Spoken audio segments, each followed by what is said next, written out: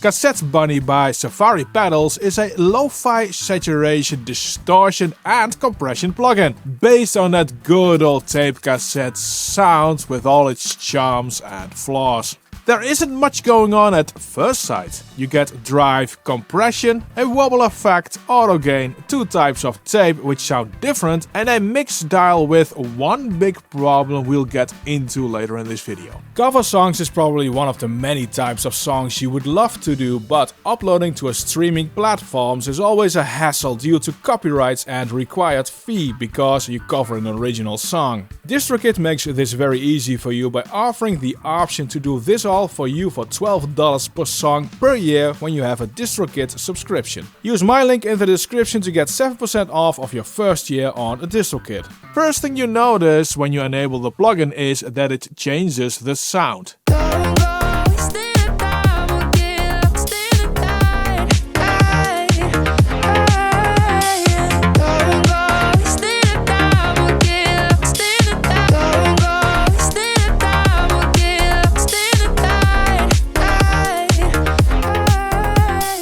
With home, there's a loss of low end and things get louder and upfront.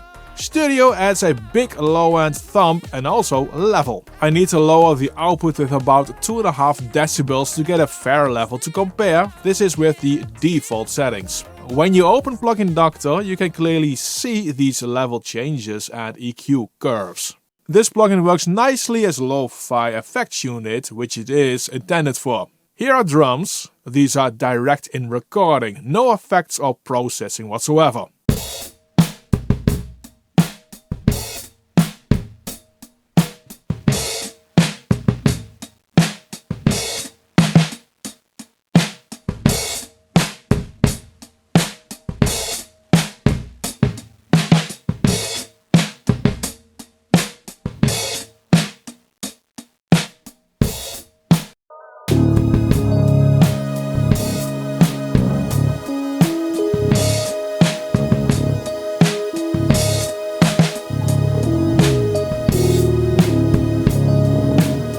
Pushing it even further sounds better for this piece of music. Only the level difference makes that a being doesn't work well.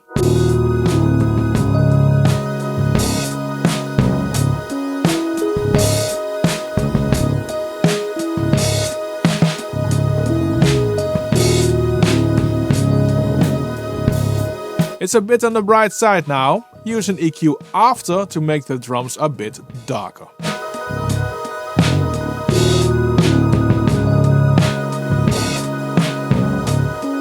When I now use Cassette Bunny on the entire mix, it adds a lot of lo-fi vibe. I have added another plugin to compensate for the output level difference.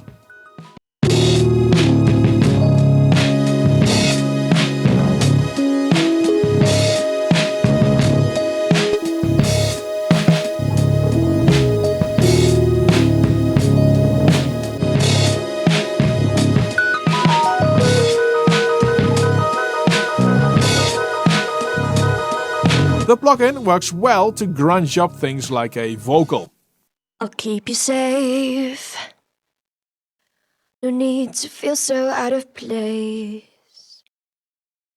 Just keep on moving. I've never been so wide awake. Is it too much to make you stay? The compression behavior of this plugin can be best described as snappy or spitty. On this vocal, it's the last one. This is what happens when you compress a lot. Just keep on moving, take my hand. Just keep on moving, take my hand. Just keep on moving, take my. Just keep on moving, take my hand. Just keep on moving, take my. Just keep on moving, take my hand. Here it is on drums.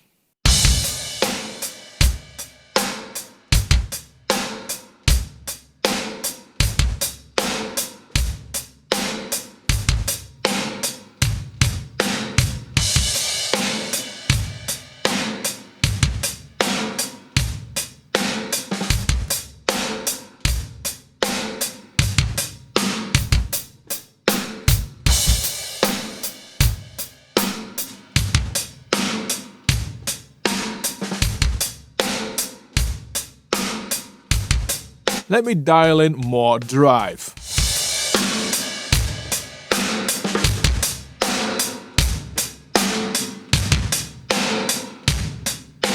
It's a massive loud sound, but you might want to use the mix dial to blend in the dry drums with this compressed and distorted sound. And here is where the big problem lies with this plugin. Let me show you. This is what happens when you change the mix blend in Cubase.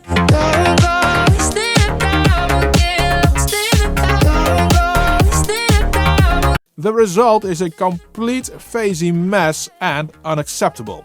Now I could narrow it down to a latency compensation issue. The render is around 300 to 330 samples later. This comes down to around 6 milliseconds at 48 kHz.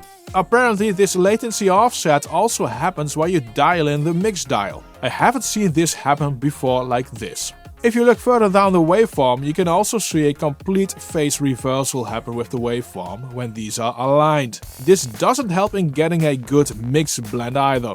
So, at least on Cubase, don't use the mix dial at all with this version. Furthermore, make sure to check the audio for timing and latency. 6 milliseconds of unwanted latency can cause all sorts of mixing issues between tracks. I hope this can be fixed as soon as possible, because as a lo-fi effects device, Cassette Bunny performs really well with a nice, almost aliasing-free saturation behavior. So as always, make sure to try out Cassette Bunny for yourself and find out if it fits in your audio toolshed.